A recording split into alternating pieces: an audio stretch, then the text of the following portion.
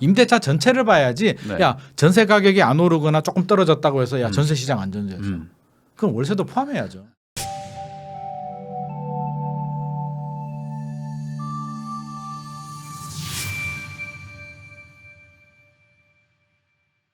아니 그 소장님은 그 하반기 사실 뭐 하반기 한 반 정도 지나가긴 했지만 네. 이 하반기랑 뭐 내년 상반기 초 한 6개월 정도 전망 어떻게 보세요?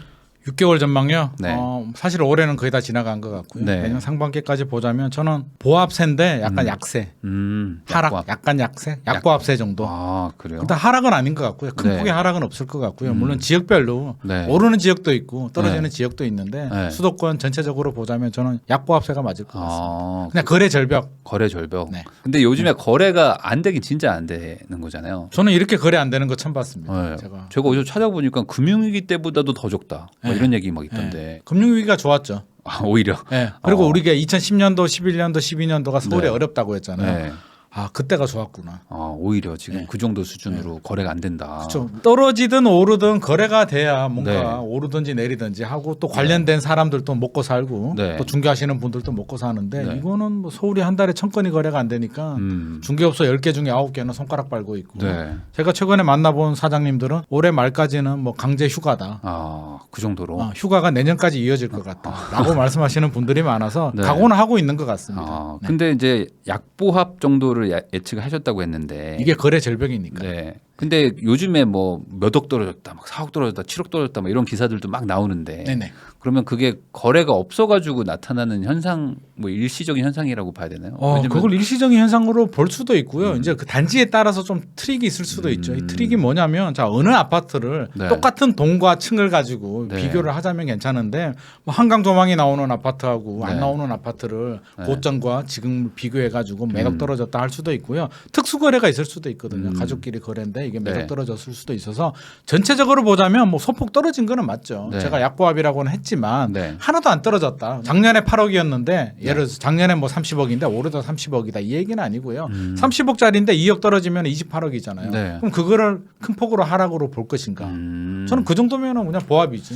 하긴 또 절대 금액 자체가 2억, 5억 이래서 그렇지. 그렇죠. 2억, 5억을 기준을 어디로 두느냐? 집값이 비싸긴 하니까. 예를 들어서 뭐 경기도 수원에 뭐 네. 외곽 지역을 두느냐, 아니면 네. 지방에 어디를 두느냐, 서울 강남에 두느냐. 강남에 두면 5억 떨어져도요. 네. 40억짜리 5억 떨어지면 몇 프로인가요? 뭐 10%도 안 떨어졌잖아요. 네. 그렇죠. 그러니까 결국에 퍼센트로 얘기를 해야 된다고 그렇죠. 그렇게 봤을 봐야죠. 때 네. 약보합 정도의 느낌. 저는 그 정도면 약보합으로 봐야죠. 네. 그러면은 지금 뭐 단지별로 다 다르긴 하지만 네. 어쨌든 전체적인 시장 자체는 거래가 거의 뭐 전멸된 전멸. 상태라고 하는 게 뭐 다들 전멸 공통된 맞습니다. 의견이니까. 네네. 그러면 이렇게 거래가 없는 이유가 뭐라고 생각하세요? 쉽게 말하면 우리가 이제 금리 인상 많이 핑계를 대죠. 네. 저는 핑계라고 얘기를 하는데 네. 금리 인상은 핑계죠. 우리가 금리가 그럼 지금만 금리가 올랐느냐? 네. 물론 금리가 더 올라가겠죠. 올라가는데 지금 담보대출 변동금리 대출금리가 한 4% 중반대에서 네. 5% 중반대 정도 나오잖아요. 고정금리 말고. 네.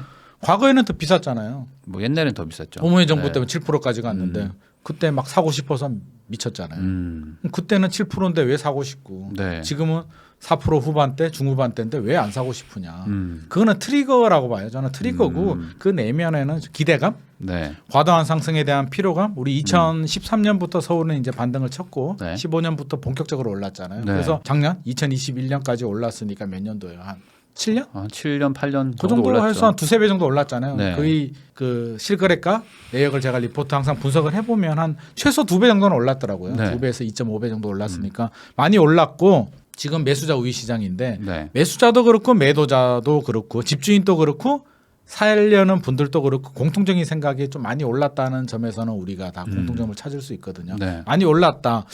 아 이거 더 오르기 힘들겠는데?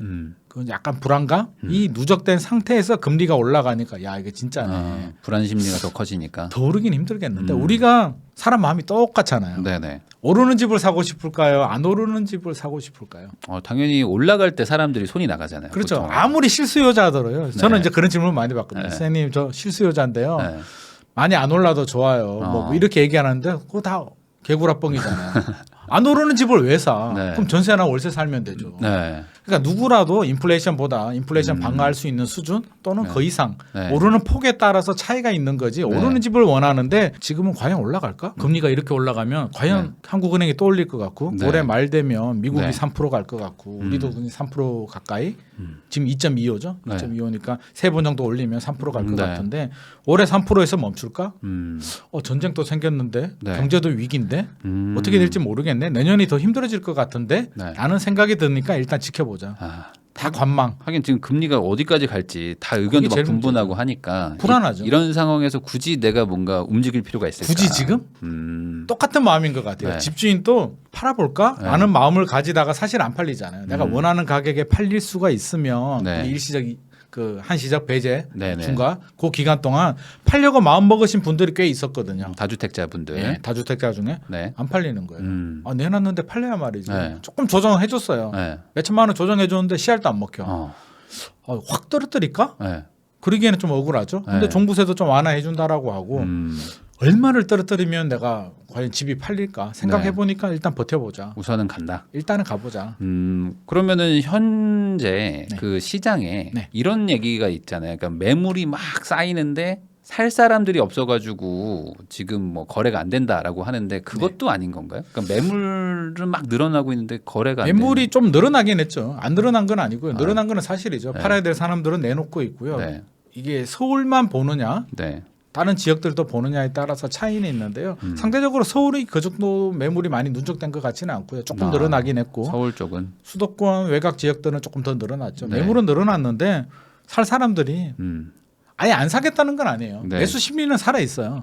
기회만 되면 사고 싶은데 지금이 기회가 아닌 것 같아서 좀 기다리면 더 좋은 기회가 올 것 같아서. 그런 얘기 하시더라고요.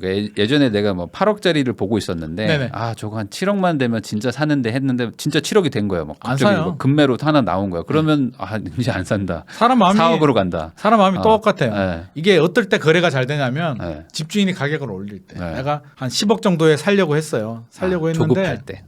집주인이 3천만 원 올려요. 그 작년 초도 그랬죠. 3천만 원 올리면 5천만 원 올려도 산다니까요. 앉은 자리에서 올려. 네, 올려. 그러면 마음이 굉장히 초조해져요. 네. 야, 이거 11억 금방 가겠는데 네, 네. 바로 지르는데 자 반대 상황이 됐습니다. 네. 매수자가 살려는 사람들이 3천만 원만 내려달래요. 네. 그럼 집주인이 막 고민하다가 내려줘요. 그럼 거래가 안 돼요. 3천만 원 내려주면 사람 마음이 더 내릴 수 있을 것 같으니까. 이 3천만 원 내리면 이게 한 5천만 원 내려가겠는데 한 번 더 트라이 하거든요. 네. 5천만 원 조정해주면 살게. 음. 막 집주인을 설득합니다. 막 설득해서 5천만 원 조정해줘요. 그러면 네. 다음에 살게요. 왜? 더 떨어. 이거 됐어. 네. 이제 드디어 떨어지는구나. 네, 네. 부르면 떨어지는구나. 그냥 기다리자. 음. 그래서 사실은 이렇게 가격이 떨어지기 시작하면 더 안 사는 네. 게 사람 마음이기 때문에. 그러면은 결국에 지금 뭐 다주택자이시든 뭐 네. 아니면 뭐 이주택자이시든 결국에 이제 내가 뭐 살지 말고 하나 더 몇 개 가지고 있는 분들이 내놔야지 결국에 좀 거래가 좀 될 텐데 네네. 그런 분들도 지금 상황에서는 야 이 가격까지 내가 깎아서까지는 팔 그렇죠. 정도는 아니다라는 느낌이 지금 있으니까 그렇게 폭락하는 분위기도 아니고 이게 뭐 반등을 칠지 사실 네. 지금이 일시적인 조정인지 네. 대세 하락 진입인지 의견이 네. 분분하잖아요. 근데 단지별로 막 네. 말도 안 되게 팍 떨어진다 막 해서 막 뉴스에 나올 정도가 있잖아요. 뭐 예를 들면 뭐 어디 잠실에 막 뭐 4억이 빠졌다 뭐 이런 것들은 그러면은 특수거래 뭐 이런 거를 저는 특수거래일 가능성이 높고요. 뭐 왜요? 뉴스에 나왔다는 얘기는 특이하니까 뉴스에 나오잖아요. 그게 일반적인 현상이면 뉴스에 네. 나오지도 않죠. 네. 뭔가 이상하니까 뉴스가 나왔는데 네. 그 집주인이 일시적 그 양도세, 중과세, 네. 한시적 배제 때문에 파는 물건일 수도 있고요. 뭐 가족 간의 거래일 수도 있고요. 아니면 뭐 층이나 동이 좀 안 좋은 물건일 수도 있고 케이스별로 좀 따져봐야죠. 저도 그 기사를 보고 한번 그럼 그게 몇 찾아봤더니 개가 거래가 됐느냐? 그분이 이제 경매당하기 직전에 던진 물건 뭐 그렇죠. 이런 거더라고요. 그런 특수 물건이죠. 그럼 예를 들어서 한 뭐 4천 세대 아파트에서 네. 그런 거래가 한 40개 정도 일어났다. 네. 그러면 그걸 정상 시설을 인정을 해줘야 되는데 어쩌다가 한 개, 두 개 막 거래된 걸 가지고 막 호들갑을하고 막 난리를 칠 필요는 저는 없지 않냐. 근데 이제 그러면 이제 기사가 또 이제 헤드라인이 되게 좋으니까 느낌이 바로 근데- 딱 클릭하게 되니까. 근데 저는 개인적으로 이해는 하죠. 기자분들도 먹고 살아야 되니까 네. 그렇게 하면 이제 클릭 수가 올라가고 여러 네. 가지가 좋으니까 그런 좀 자극적인 기사를 쓰시는 분들도 계십니다.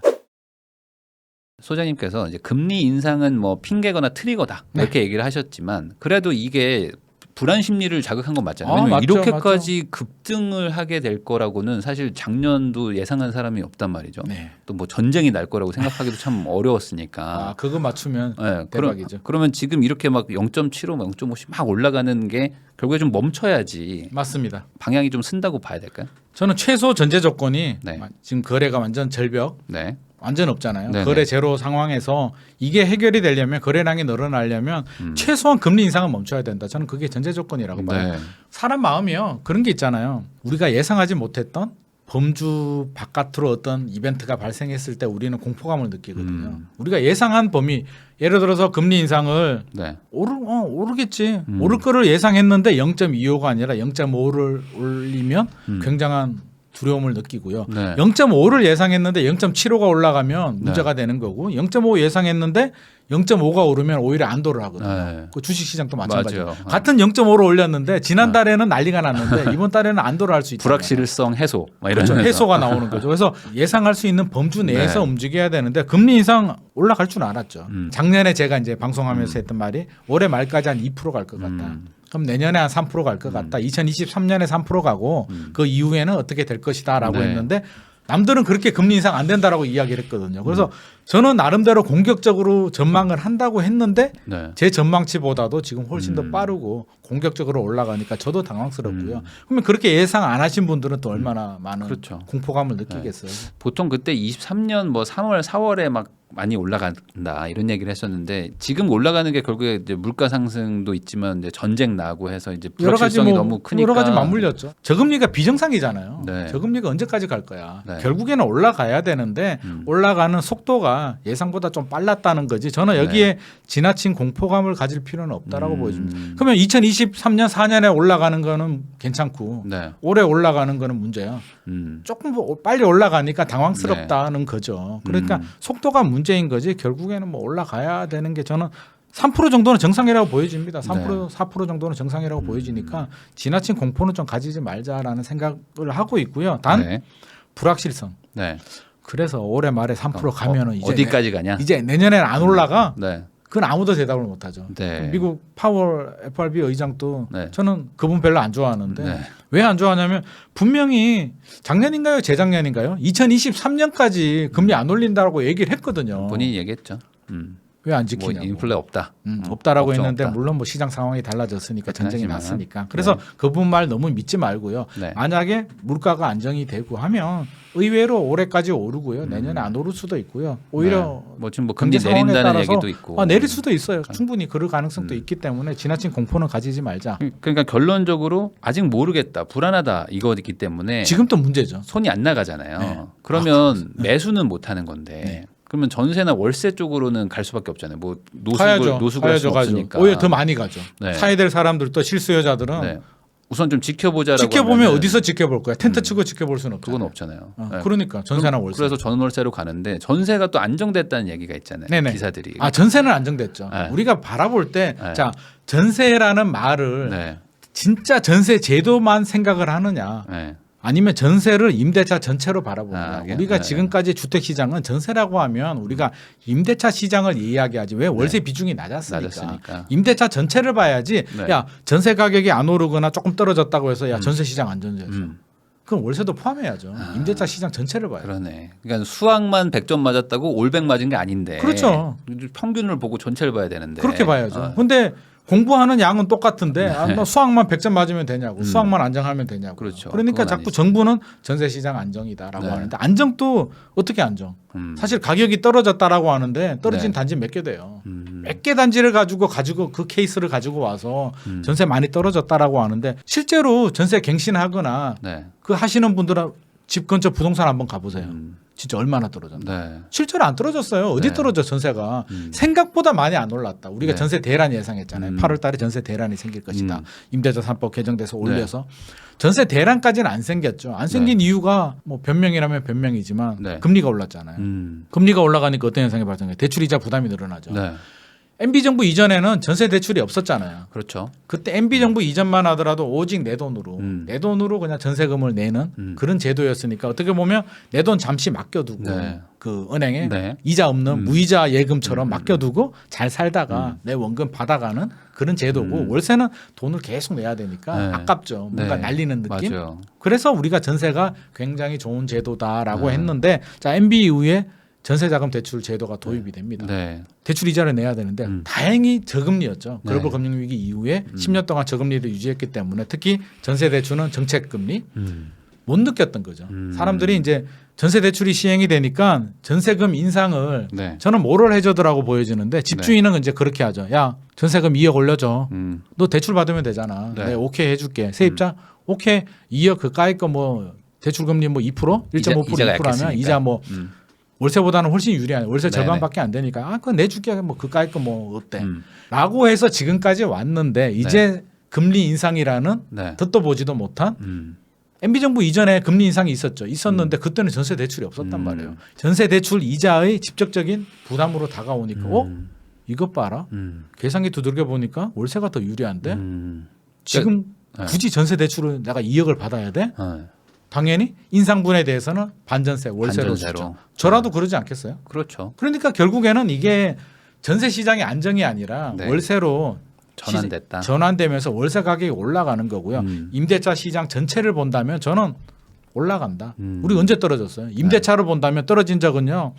그 신도시 같은 거, 신도시 네. 입주 물량이 많이 나와가지고 대규모 공급이 공급. 과잉이 될 때 일시적으로 한 2년 많이 네. 떨어진 거지. 저는 안 떨어진다라고 보여집니다. 뭐 세곡동 내곡동 막 들어오고 막 그때 좀 헬리오시티 떨어졌죠. 들어오고 맞아요. 막 이럴 때 헬리오시티도 한 6개월 정도. 네. 한참 막 입주할 때 전용 84, 4억 5천까지도 갔었잖아요. 그때 막 전세 6억이 한두 달 지나니까 3억 6천까지 막 나오고 맞아요. 도저히 안 근데 나가니까. 그게 네. 얼마 갔냐? 한 6개월 지나니까 다 회복돼 다 버렸잖아요. 회복되고. 그거는 일시적인 현상이고요. 네. 그래서 지금 또 전세가 안정이야. 이제 임대차 시장 안정됐어. 그렇게 바라본다면 저는 큰일 아닐까. 근데 그건 실제로 아니라고 지금 봐요. 월세 쪽이 많이 올라가긴 했더라고요. 통계로 예, 봐도. 많이 올랐어요. 네. 당연하죠. 근데 그러면 이제 은행에 이자 낼 걸 그냥 월세로 주인한테 그럼요, 내는 그럼요. 거니까 네네. 사실 전월세 시장을 통칭하면은 안정된 건 아닌데 안정 아니죠.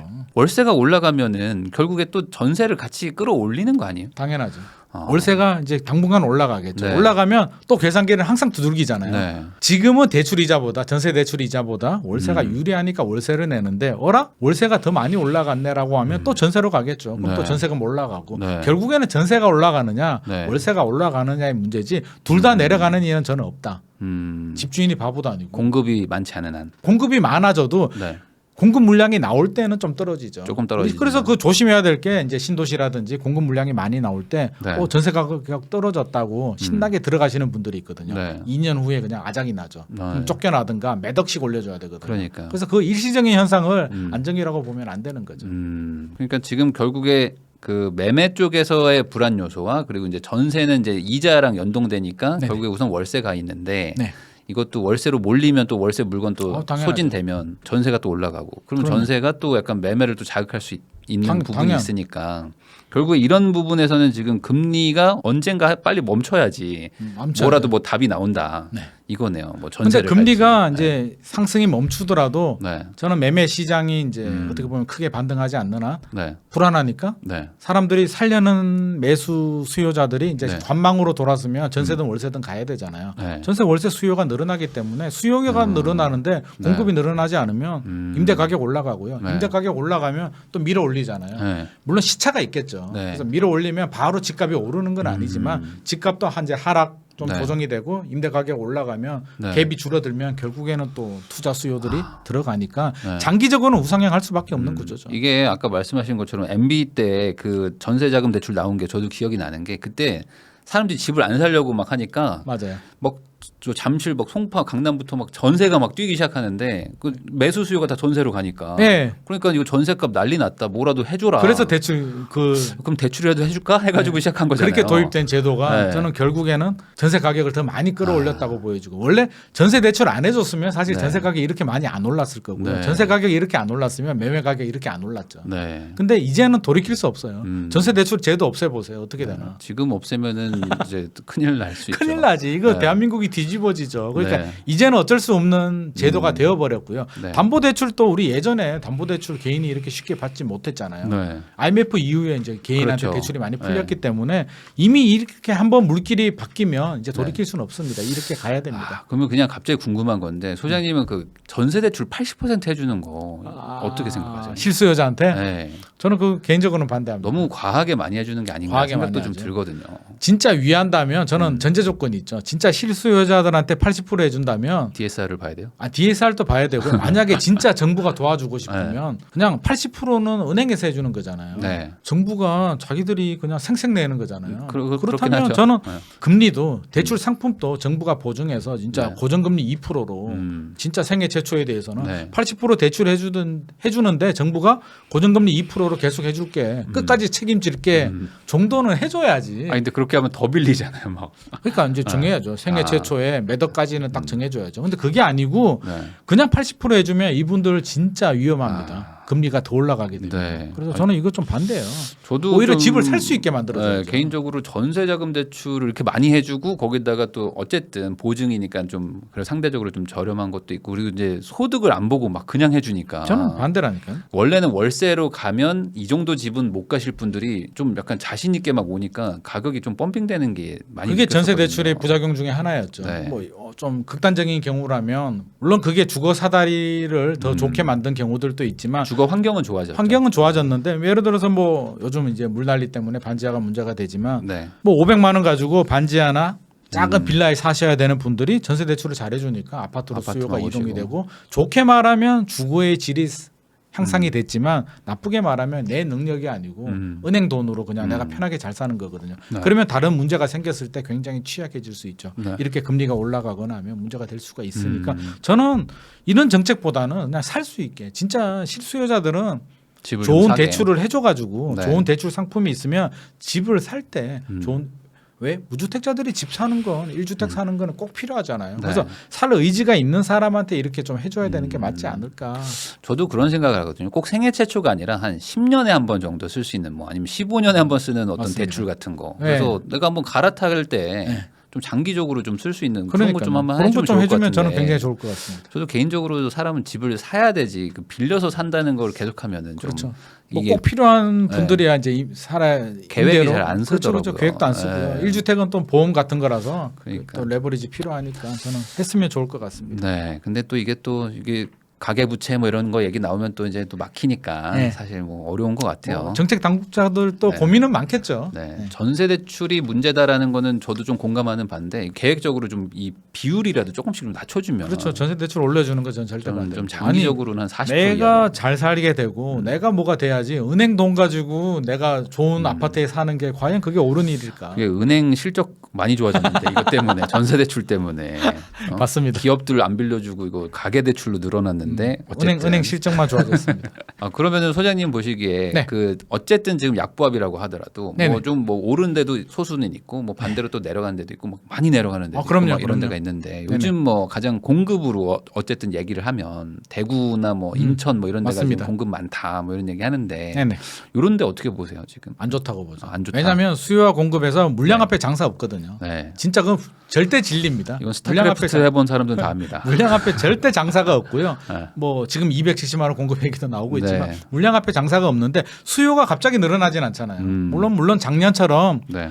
집값이 오른다라는 기대감 때문에 가수요가 폭발적으로 늘어난다면 어느 네. 정도 카바 칠 수는 있겠지만 현실적으로 공급 물량 앞에 장사가 없는데 네. 대구도 물량이 많고요. 네. 인천도 물량이 많은데 맞물린 거죠. 금리 인상하고 피로감도 맞물리고 기대감도 꺾이는데 물량까지 많으니까 이제 굉장히 힘들어지는데 공급은 타선 기간이라는 게 있거든요. 네. 한번 시작하면 멈출 수가 없어요. 그렇잖아요. 네. 이미 인허가 났고 네. 착공 들어가는데 그거 부셔버릴 수는 없잖아요. 네, 중국도 네. 아니고. 그러면 그대로 가야 되거든요. 네. 그래서 굉장히 한 3년 어. 정도 이상 굉장히 네. 어려운 시기를 지나가야 될 수밖에 없고 시장 상황도 그렇게 녹록하지 않다. 네. 저는 이제 뭐 나쁘게 말하면 침체기 진입했을 수도 있고요. 네. 또 반등이 오더라도 과거 한 5년 음. 정도의 그런 상승은 저는 당분간은 좀 어렵지 않을까 싶거든요. 한 번은 지나가야 될 과정이기 때문에 네. 인천 어렵고요. 대구도 네. 어렵고요. 과거 사례를 보더라도 수도권 지역만 바라보자면 인천이 사실 약세 지역이었잖아요. 뭐 아무래도 상대적으로 네. 상대적인 약세 지역인데 작년, 재작년에 인천이 굉장히 강세였거든요. 네. 굉장히 강세라는 얘기는 저는 오버슈팅이 좀 됐고요.